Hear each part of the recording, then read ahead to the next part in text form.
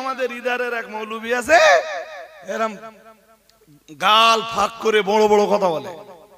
ওরে সর্বনাশ, শেমাল সূরা ফাতিহা পড়তে পারে না। বললে কি বলে জানেন? বলেন আমি নাই পারি না। আরে তুই পারিস না কি চুলকুনিতে স্টেজে উঠেছিস? স্টেজ কোন জাহেলের জন্য নয়, মূর্খের জন্য নয়, অজ্ঞের জন্য নয়, আনপড়ের জন্য নয়, আনলেটারের জন্য নয়, স্টেজ আলেমের জন্য, স্টেজ মুফতির জন্য, স্টেজ কোরআন হাদিস জাননেওয়ালা মানুষদের জন্য। তুই আনপড় জিনিস, তুই স্টেজে উঠলি কেন? হ্যাঁ না, জোর করে বলবেন তো। স্টেজে ওঠা তোর মানায় না। তোর জন্য দুনিয়ায় অনেক কাজ আছে, আছে না নেই? হোটেলে থালা দেওয়া, কি করা, সাইকেল গ্যারেজে সাইকেলের টিকিট মারা, হ্যাঁ না বলবেন তো? হ্যাঁ, নাঙ্গলের মুঠে ধরে নাঙ্গল চষা, কোরআনের আয়াত পড়তেছে। কি যে আয়াতটা, কি আয়াতটা কি? লাকাদ খালাকনাল ইনসানা সুলালা। হোয়াট ইজ দিস ভাই? কি সে কোরআনে এরকম কোনো শব্দই নেই। অল ইন্ডিয়া সুন্নাতুল জামাতের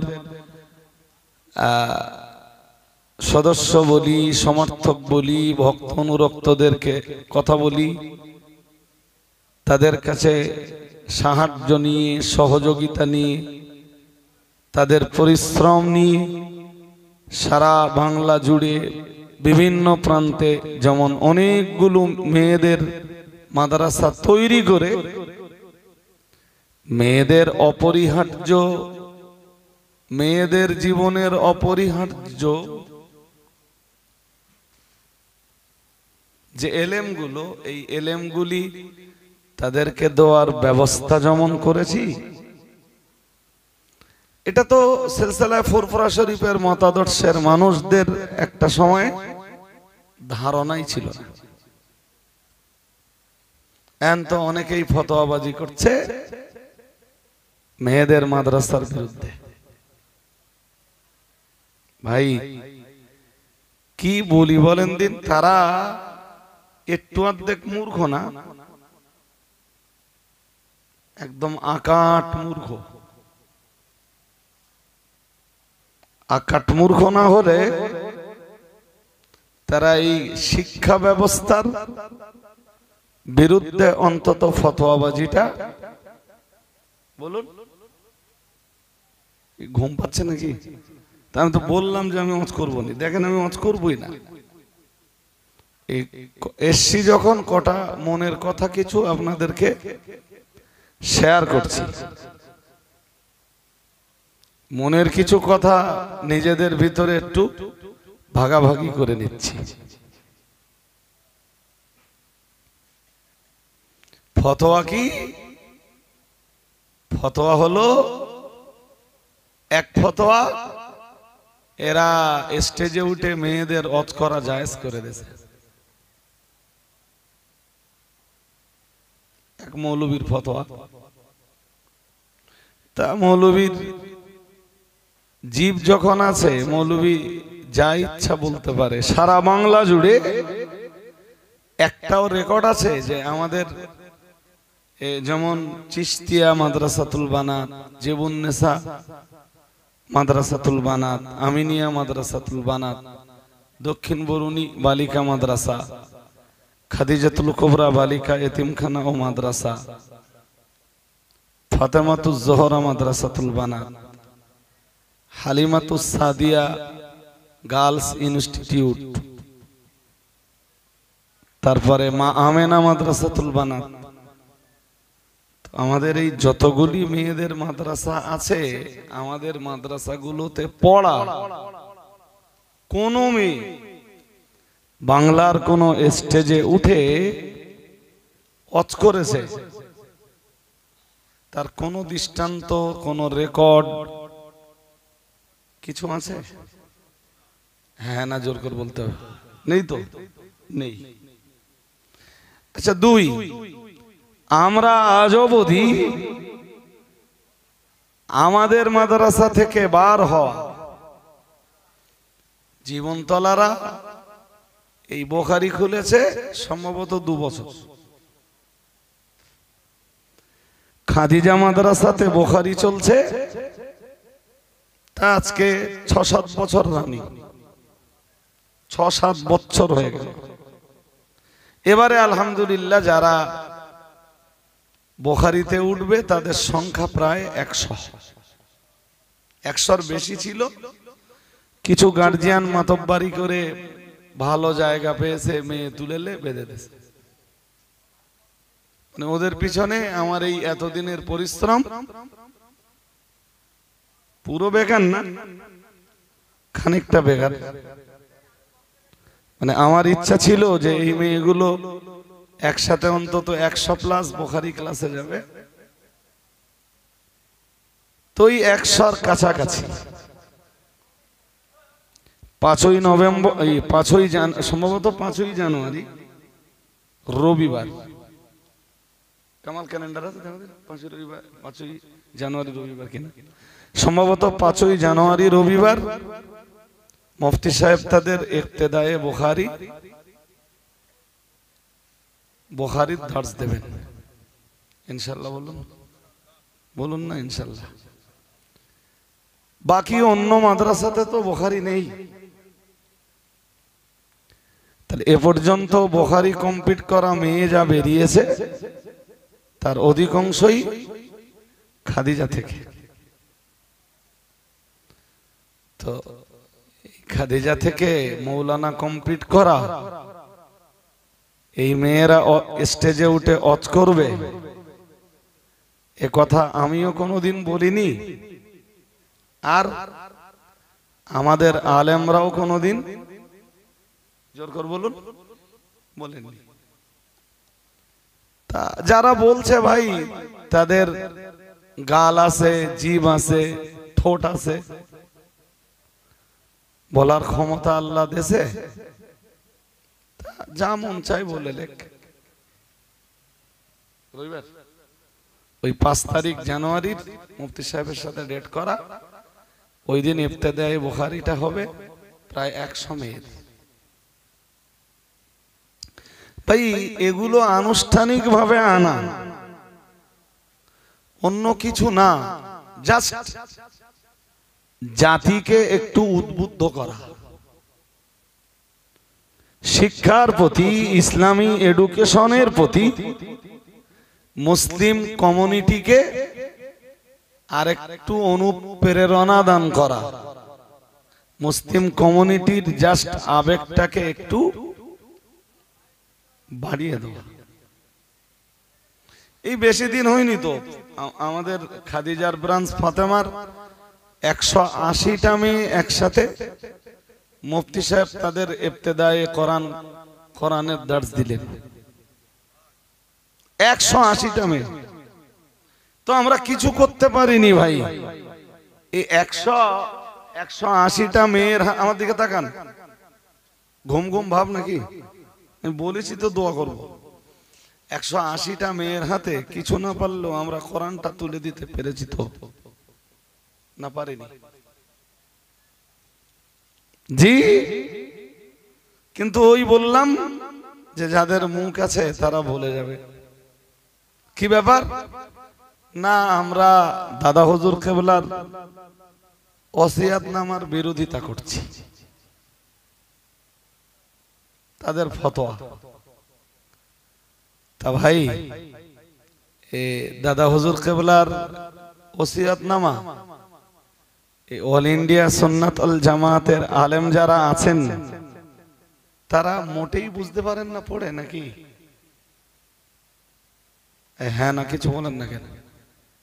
একটা কথা শুনে রাখুন, দাদা হুজুর কেবলার ওসিয়াতনামায় যা যা আছে সবগুলোকে আজও কোরআন এবং হাদিসে নবাবী দিয়ে প্রমাণ করে দেবার ক্ষমতা রাখেন অল ইন্ডিয়া সুন্নাত আল জামাতের আলেমরা।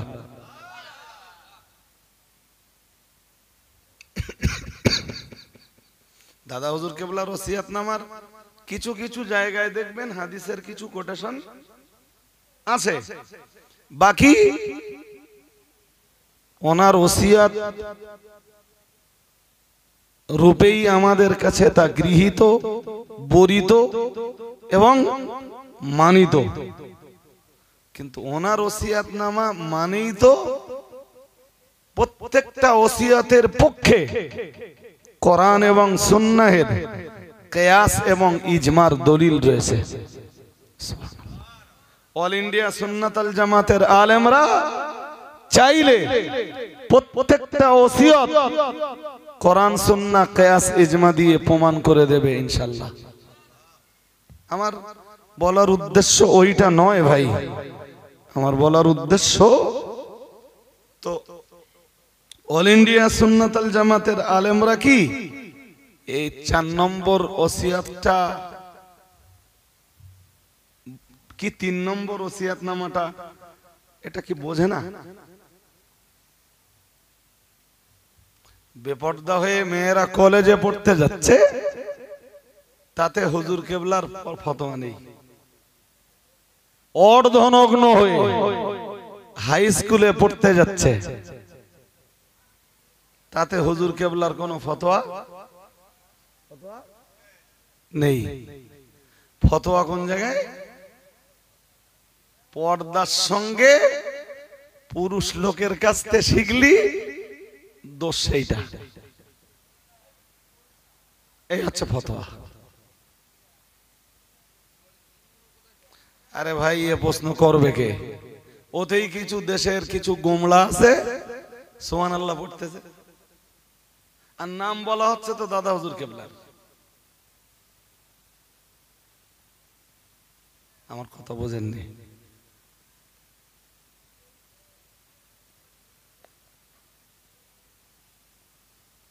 নাম কার বলা হচ্ছে? তো এই জাতি তো বিশ্বাস করবেই।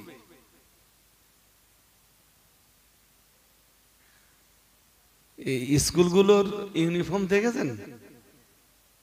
আমি দেখবার জন্য বলছি না, জাস্ট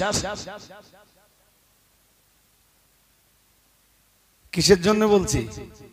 আন্দাজ করার জন্য, ধারণাটা নেওয়ার জন্য, কনসেপশন বা আইডিয়াটা নেওয়ার জন্য। স্কুলগুলোর ইউনিফর্ম ক্লাস 10 এ পড়ে হাফ হাতা জামা, তার আর ওড়না না, সে মশারি, বোঝা খুব। সেসব স্কুলে আমাদের ঘরের মেয়েরা পড়তে যাচ্ছে, হুজুর কেবলাদের ফতোয়া নেই। ফতোয়া কিসের বিরুদ্ধে? জোর করে বলে না, মাদ্রাসার বিরুদ্ধে। কি ব্যাপার না, পুরুষদের কাছে মেয়েরা এলেম শিক্ষা করতে পারবে না। এলেম শিক্ষা করতে হলে মেয়েদেরকে মেয়েদের কাছ থেকেই কি শিখতে হবে। ফতোয়া ভালো, খারাপ না, কিন্তু এই ফতোয়ার কারণে সমাজে যে সমস্যা হবে, সে সমস্যার সমাধানও তো হুজুরের দিতে হবে। আমার কথা শুনছেন নাকি? হ্যাঁ, কি সমস্যা হবে এবার বুঝে নেন। কোরআনে আল্লাহ বলেন, আল-ইয়াউমা আকমালতু লাকুম দীনাকুম, আমি দ্বীনকে পূর্ণ করে দিলাম। সুবহানাল্লাহ। বলুন তো, আমরা যে দ্বীনের অনুসারী, এই দ্বীন পূর্ণ না অপূর্ণ? কথা বলে না, আপনাদের বলতে হবে তো। আমরা যে দ্বীন ইসলামের অনুসারী, এই দ্বীন ইসলাম পূর্ণ না অপূর্ণ? এখন পূর্ণ এই জন্য যে কিয়ামত পর্যন্ত এই দ্বীন ইসলামের ভিতরেই মানব জীবনের সব সমস্যার সমাধান খুঁজে পাওয়া যায়। অন্যভাবে বললে, সব সমস্যার সমাধান দিতে পারে আল কোরআন। সুবহানাল্লাহ। আরেকটু মন খুলে বলেন। আবার বলছি, সব সমস্যার সমাধান দিতে পারে, সবাই বলুন, আল কোরআন। কোরআনের কাছে সব সমস্যার সমাধান পাওয়া যাবে তো? আরে হ্যাঁ না, কিছু বলে না। যাবে তো? যাবে। এখন এই মেয়েদের ভিতরে কজন মেয়ে আছে? ইসলামিক জ্ঞানে পরিপুষ্ট। আমার কথা বুঝলেন না? গ্রাজুয়েশন কমপ্লিটেড মেয়ে আছে, বিএসসি এমএসসি কমপ্লিটেড মেয়ে আছে, ডব্লিউবিসিএস কমপ্লিটেড মেয়ে আছে, বিএড এমএড কমপ্লিটেড মেয়ে আছে, ইসলামী জ্ঞানে পুষ্ট মেয়ে আছে সমাজে কটা?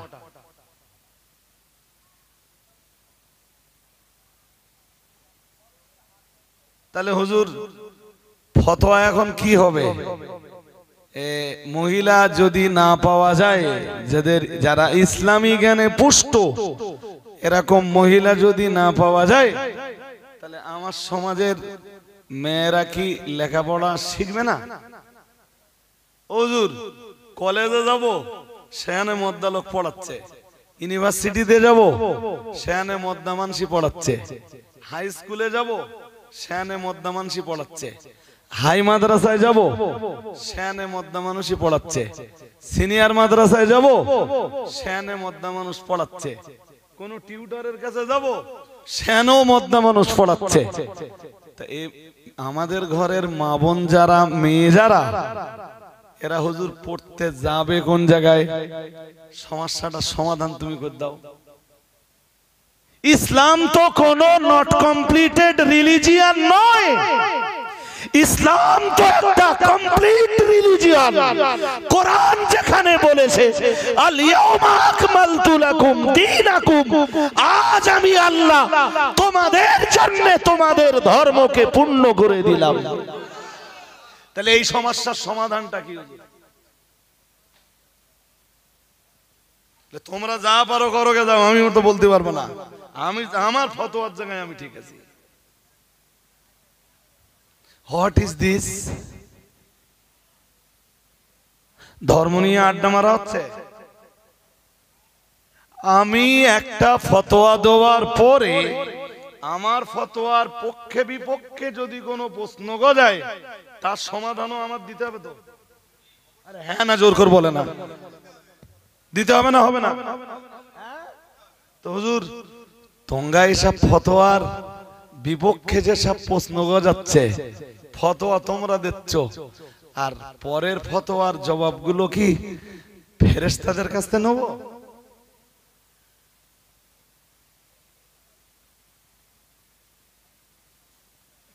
আশ্চর্য ভাই, আশ্চর্য। রাসূলের সাহাবীদের ভিতরে পুরুষেরা যেমন হাদিস বয়ান করেছেন, মেয়েরা যারা রাসূলের সাহাবিয়া ছিলেন, তারাও তো হাদিস বর্ণনা করেছেন। সুবহানাল্লাহ বলেন। আর একটু মন খুলে বলুন। আর মেয়েরা যখন হাদিস বর্ণনা করেছেন, তখন তাদের কাছে হাদিস শুনবার জন্য যেমন এসছেন মেয়েরা, তেমন এসছেন ছেলেরা। যেমন এসছেন মেয়েরা, তেমন এসছেন ছেলেরা। যেমন আমি একজন বর্ণনাকারিনী মহিলার নাম বলি, হযরত, বহুত বর্ণনাকারিনী আছে। এক নম্বরে আছেন আম্মাজান আয়েশা। তা আম্মাজান আয়েশার কথা বললে আবার অনেকেই কি বলে? বলে তিনি আমাদের আম্মাজান, মা ছেলেকে শিক্ষা দিতেই, আমার কথা বুঝতে পারেননি, মা ছেলেকে শিক্ষা দিতেই পারেন। আচ্ছা বলুন তো, মা ছেলের পর্দা আছে? আছে, পর্দা সব জায়গায় আছে, বাট মা ছেলের পর্দা কি আজনবী নারীর মতো? কথা বুঝেননি? মা ছেলের পর্দা আজনবী নারীর মতো নয় তো। কিন্তু কোরআনে আল্লাহ বলেন, ওয়াইদা সাআলতুমুহুন্না মাতাআন ফাসআলুহুন্না মিন ওয়ারাই হিজাব। সূরা আহজাব 22 পারা। আল্লাহ বলেন, যখন তোমরা কিছু চাইবা তোমাদের মায়েদের কাছে, তোমাদের তাদের কাছে মানে সাল তুমু হুন্না, ওই হুন্না জমির নবীর স্ত্রীদের দিকে যাচ্ছে।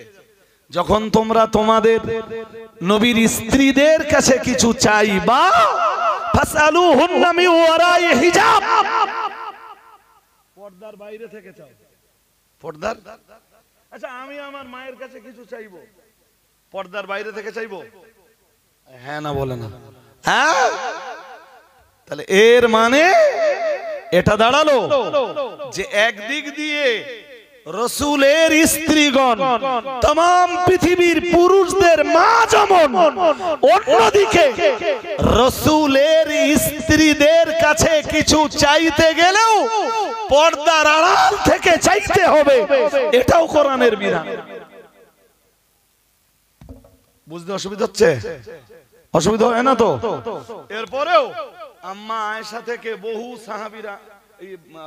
সাহাবীরা যেমন হাদিস বয়ান করেছেন, জি, বহু তাবেঈতে আম্মা আয়েশা থেকে হাদিস বর্ণনা করেছেন। করেছেন তো? তা আম্মা আয়েশার কণ্ঠ তাদের শুনতে হয়েছে তো? হ্যাঁ না কিছু বলে না, জোর করে বলবেন তো? হ্যাঁ, আম্মা আয়েশার কণ্ঠের আওয়াজ তাদের শুনতে হয়েছে না হয়নি? হযরত আম্মা আয়েশা ছাড়াও জি মানে ইতিহাস ঘাঁটলে বা হাদিস খুললে এমন বহু দৃষ্টান্ত পাওয়া যাবে।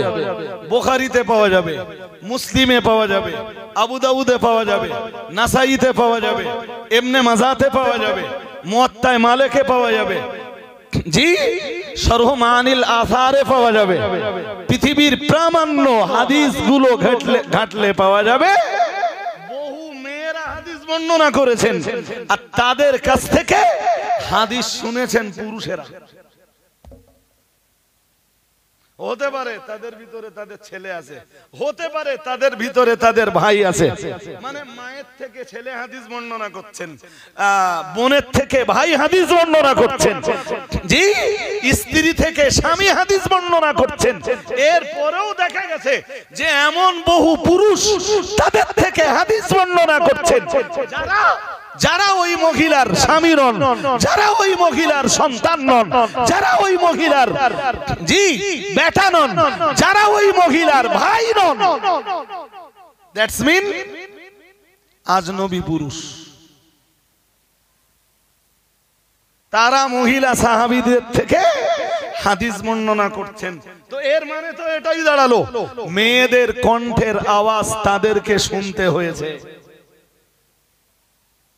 এতে আপনাদের কনসেপশন আইডিয়া কি তৈরি হয় যে জ্ঞান অর্জনের জন্য মেয়েদের কণ্ঠের আওয়াজ পুরুষ শুনতে, এটা যেমন পারবে মেয়েরাও তেমন জ্ঞান অর্জনের জন্য পুরুষের কণ্ঠের আওয়াজ শুনতে।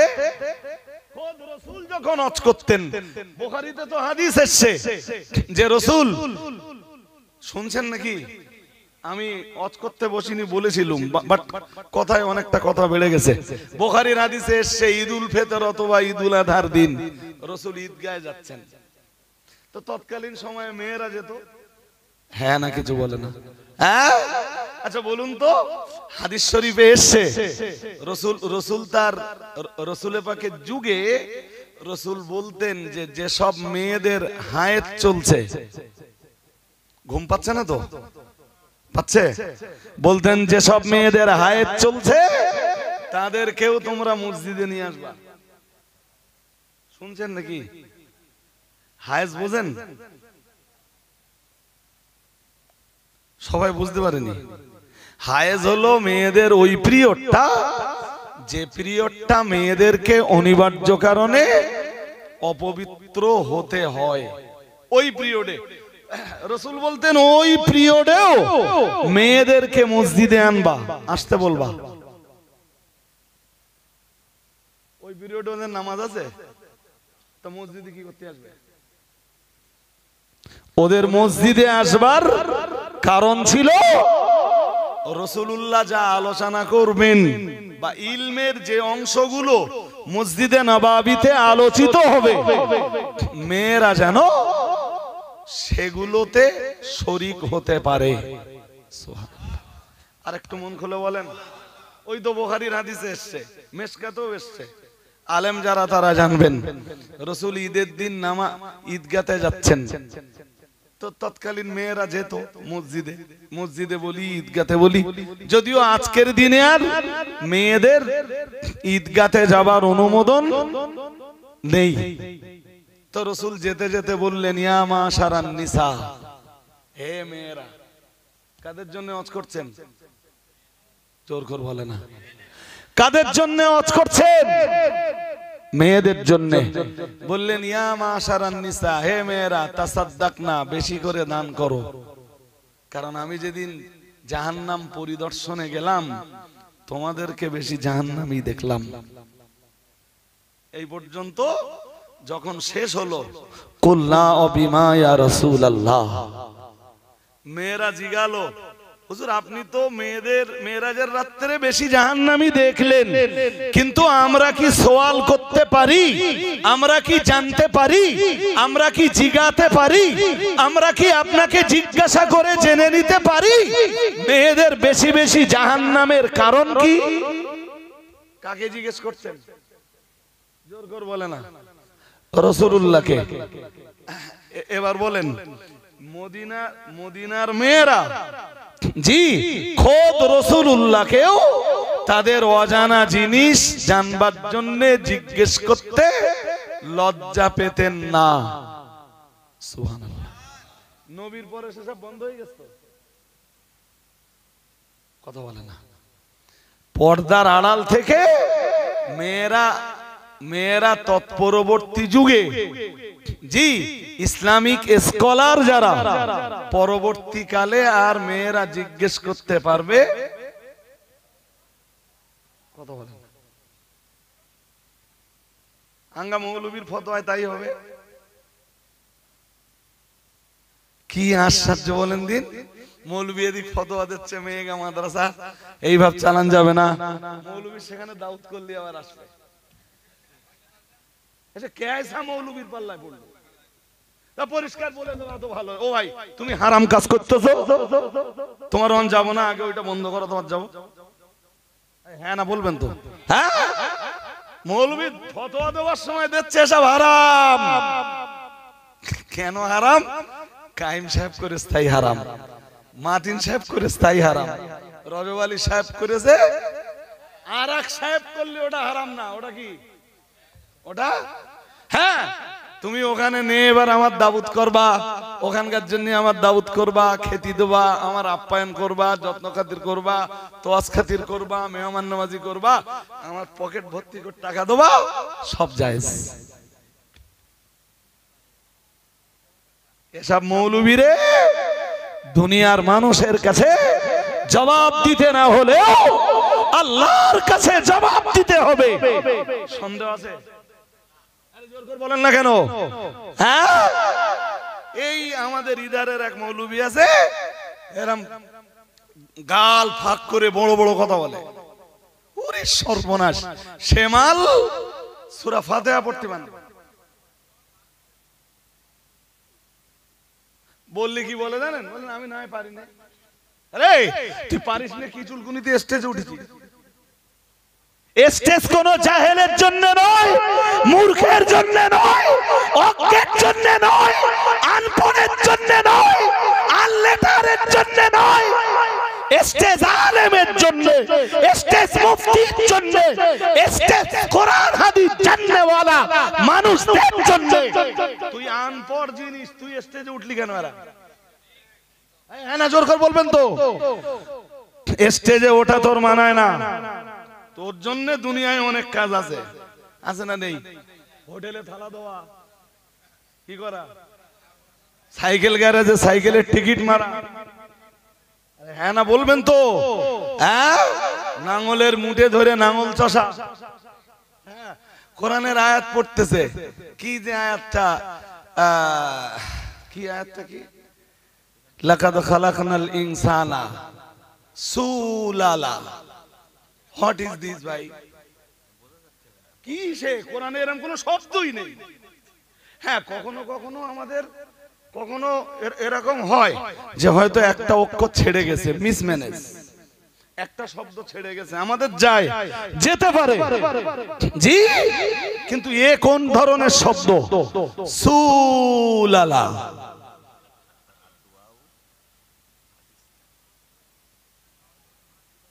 লজ্জা লাগে না স্টেজে উঠে আলেমদের বিরুদ্ধে মুখ খুলতে? তাও কি দেখে দেখে মুখ খোলে কিরকম আলেমের বিরুদ্ধে জানেন? ধরুন যার 1000 খানিক ছাত্র আলেম আছে, কত কম করে বলতেছি আমি, 1000 ছাত্র, যে ছাত্রদের ভিতরে আলেম আছে, যে ছাত্রের ভিতরে মৌলানা আছে, মুফতি আছে, কারি আছে, মুফাসসির আছে, মুহাদ্দিস আছে, আদিব আছে, হাফেজ আছে, কারি আছে, জি, দেখে দেখে দেখে দেখে এরকম হাজার হাজার ছাত্র সেই আলেমের বিরুদ্ধে মুখ খুল দিলে, আর কিছু জাহেল মনে করলে আঙ্গা হুজুর যা বলতে ঠিক বলতে। যেমন রূহ তেমন কি বলে, যেমন রূহ। অ্যাকচুয়াল ফেরেশতা তো পাল্টায় না, পাল্টায় কি? ফেরেশতা পাল্টায় না, তবে ফেরেশতাদের কি পাল্টায়? কথা বলো, কি পাল্টায়? হ্যাঁ, ফেরেশতারা তো এমনি সূরত বদলাতে পারে জি ভাই। অন্যভাবে বললে ভালো হয়, যেমন হাড়ি তেমন। তাহলে মুরগি যা, তুই মরবি তো আমার কি? আমি তো এই আগের স্টেজটাই বললুম যে এখন আর জলসা জুলুস দিয়ে অন্তত 80% জলসায় জনগণের দিন মজবুত হবার জায়গায় জনগণের দিন ইমান উল্টো ধ্বংস হচ্ছে। এই আগের জলসাটাই বলে এসেছি, আর আপনাদেরও বলছি তাই। তাফসীর হচ্ছে কেন জানেন? সূরা কাউসারের তাফসীর হচ্ছে। তাহলে তো তাফসীর কি? হুজুরই বলেছে সূরা কাউসার দানে তাফসীর করবেন, তো হুজুর তাফসীর করতেছে, সে পড়ার যুদ্ধ সেই রকম, ইন্না আতাইনা কাল কাউসার পড়ে বলতেছে, হে নবী আমি আপনার কাউসার দান করেছি। ওই পর্যন্ত মোটামুটি যা বলেছে সে তো পাতে দেওয়ার মতো। তারপরে বলতে সূরা কাউসারের তাফসীর হচ্ছে এবার। তাহলে কোন নবী? তো যে মা ফাতেমার আব্বা জান। কোন মা ফাতেমা? তো হাসান হোসেনের আম্মা জান। হাসান হোসেনের এইবার খেলা তুলোরাম খেলারাম তো মানে শুরু হবে কি দিয়ে? হাসান হোসেনের জীবনী দিয়ে সূরা কাউসারের তাফসীর। এইটা চলতেছে গোটা দেশ জুড়ে। লজ্জা লাগে জানেন? আতিউল্লাহ ওয়া আতিউর রাসূল ওয়া উলিল আমরি মিনকুম। এই আয়াতের তাফসীর নাকি যে আলেম নবীরই ভালোবাসে তোমরা সেই আলেমের কাছে শুনছেন নাকি? শেষ পর্যায়ে আমি অজার করব না আজকে জি। কি বলেছি শেষ কথাটা বলেন? আতিউল্লাহ ওয়া আতিউর রাসূল ওয়া উলিল আমরি মিনকুম। এই আয়াতের তাফসীর নাকি কি তাফসীর? আল্লাহর আনুগত্য করো, নবীর ইতাআত করো, আর সেই আলেমের কাছে যাও যে আলেম নবী ভালোবাসে। তফসির কি? তফসিরে কুরতুবি, তফসিরে কাবির, তফসিরে ইবনে কাসির, তফসিরে বাগাবি, তফসিরে মাদারিক, তফসিরে মুনির, তফসিরে রুহুল বায়ান, তফসিরে রুহুল মানি, তফসিরে জালালাইন, আদ-দুররুল মানসুর, তফসিরে কাশাফ, তফসিরে বাইজাবি, তফসিরে মারিফুল কোরআন, তফসিরে মাজহারি, তফসিরু তাওদীহিল কোরআন, আইসারুত তাফাসির, সফওয়াতুত তাফাসির, তফসিরে সালাবি, তফসিরে জালালাইন সহ আমি তো বলতে বলতে 19-20টা নাম বলে ফেললাম। এসব তফসিরে যা লেখা আছে এইসব কেটে দে। এইসব হুজুরকে জন্য কি নতুন করে তফসির লিখতে হবে?